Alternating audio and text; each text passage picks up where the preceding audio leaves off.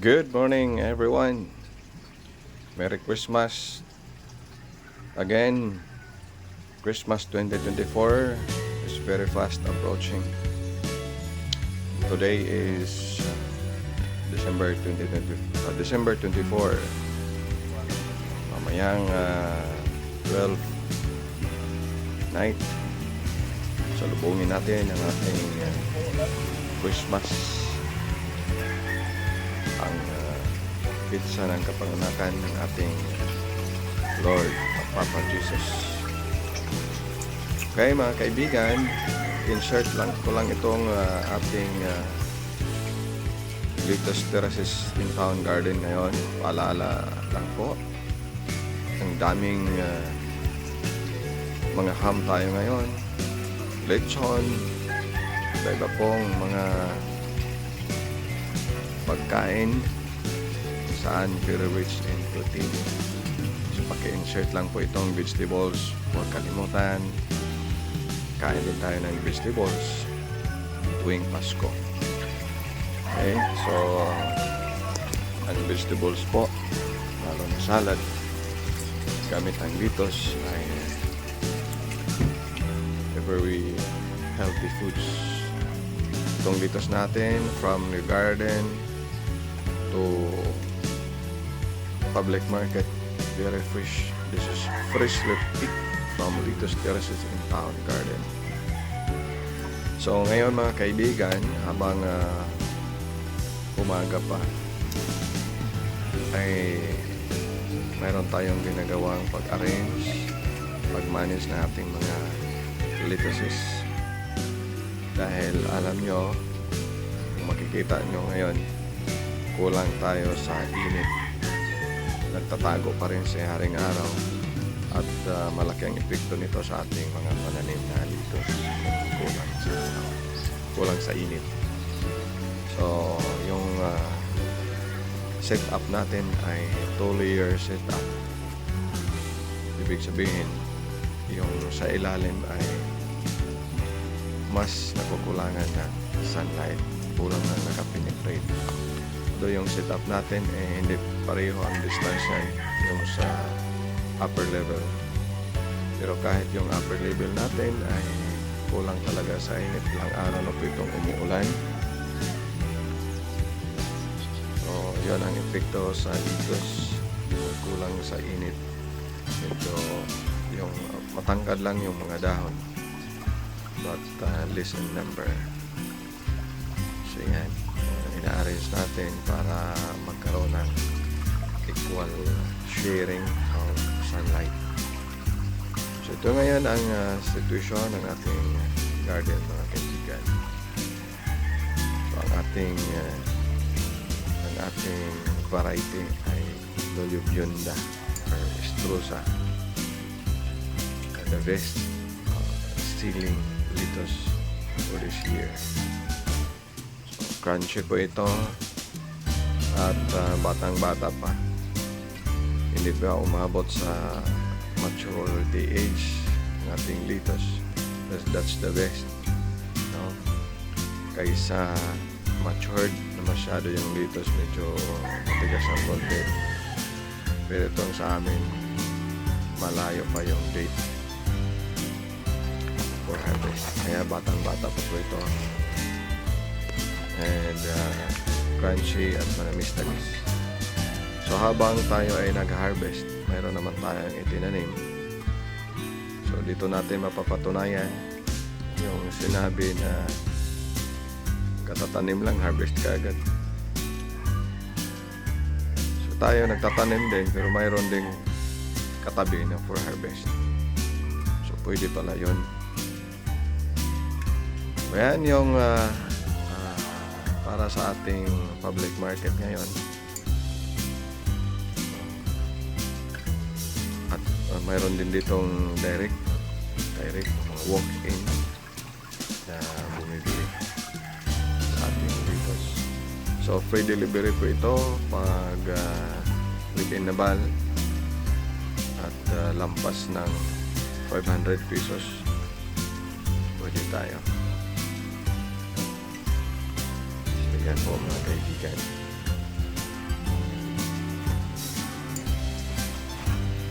huwag kalimutan ang pakisingit ng litos sa inyong mga pagkain ngayon.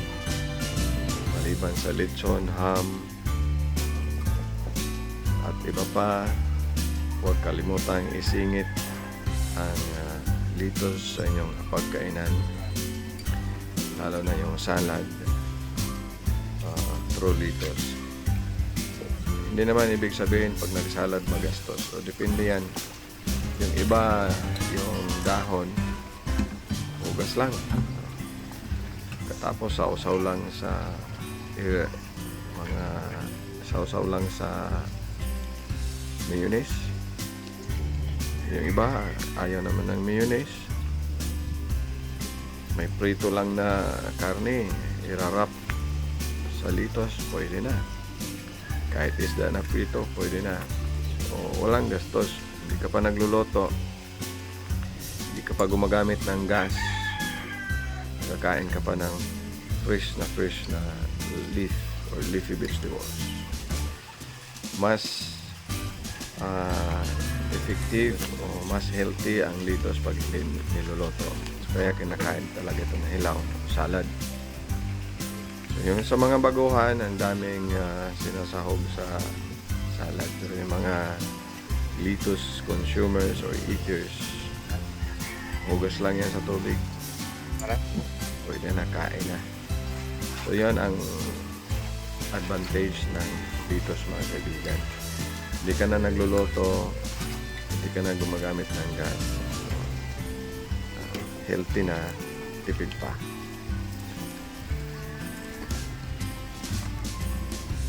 So, selective harvest tayo ngayon. Pinipili lang muna natin yung mga mabilis lumaki o yung naunang lumaki. Yun ang i-harvest natin. Tapos, i-drop natin yan sa ating mga resealers.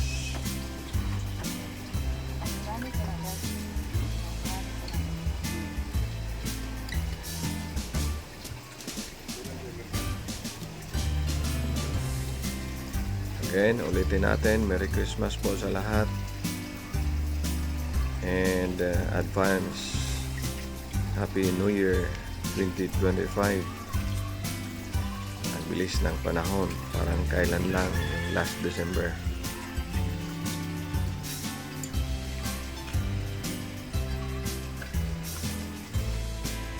So sa mga followers natin, kung makikita nyo, may compare nyo dati, hindi to last December, hindi pa ito fully year setup. Ngayon lang to. So sa hindi pa mga subscribers, don't forget to like, subscribe, and share para maging updated kayo sa ating mga post. O sa mga gustong magtanim, mayroon tayong mga tutorial. I-search lang ng Litos Terraces in Town sa YouTube. Yun ang channel natin. Ulitin ko, Litos Terraces in Town. May tutorial tayo doon, paano magpunla, paano gumawa ng carbonized rice hull, paano mag-transfer ng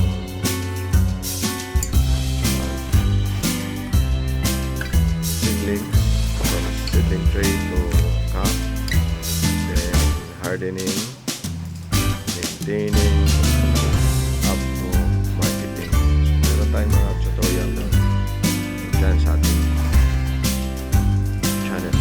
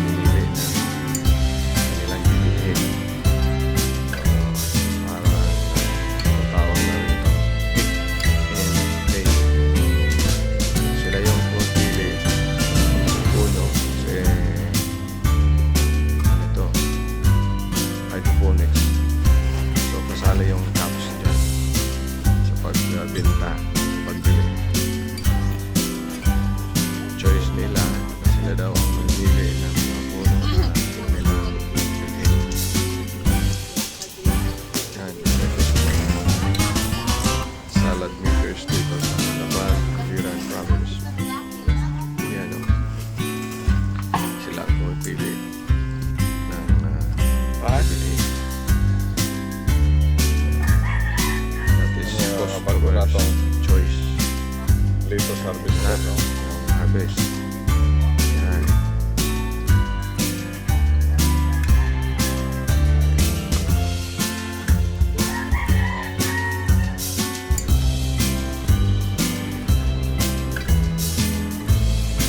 Pang Pasko na yan.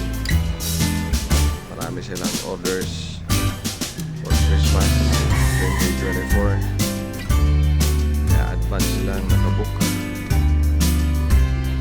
Yan. Free delivery pa yan kasi malapit lang yung kanilang area. Malapit lang dito. Yung binibili nila, yan buo, isang may-ari lang yan. Yun ang pinipili nila. Hatid natin yan. Pamaskong handog na rin yan. Nandito para sa Sintao. Free delivery. Sa dami pa naman yung pinili. Yan. Meron pa silang pa-extra. Kasi sila yung pumipili. Nagkaroon ng extra. Yan. Handog tayo.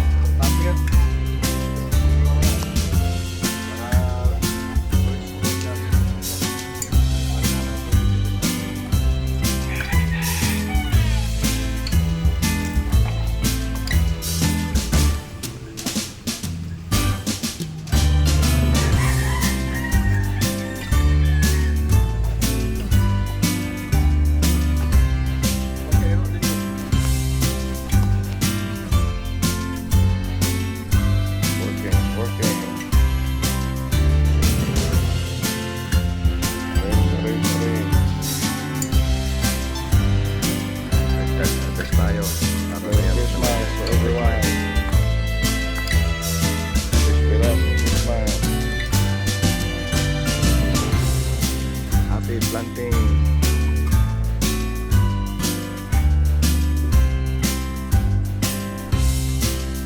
December 24, 2024.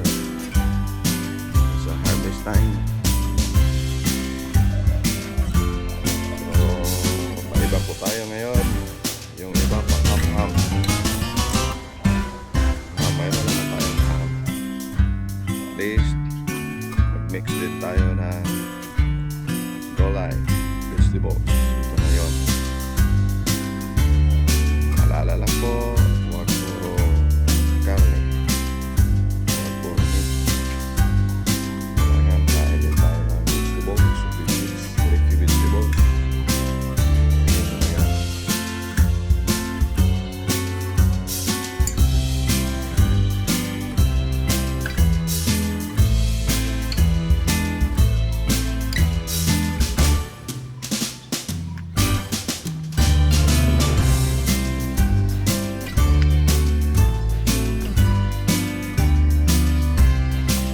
So yan mga kaibigan.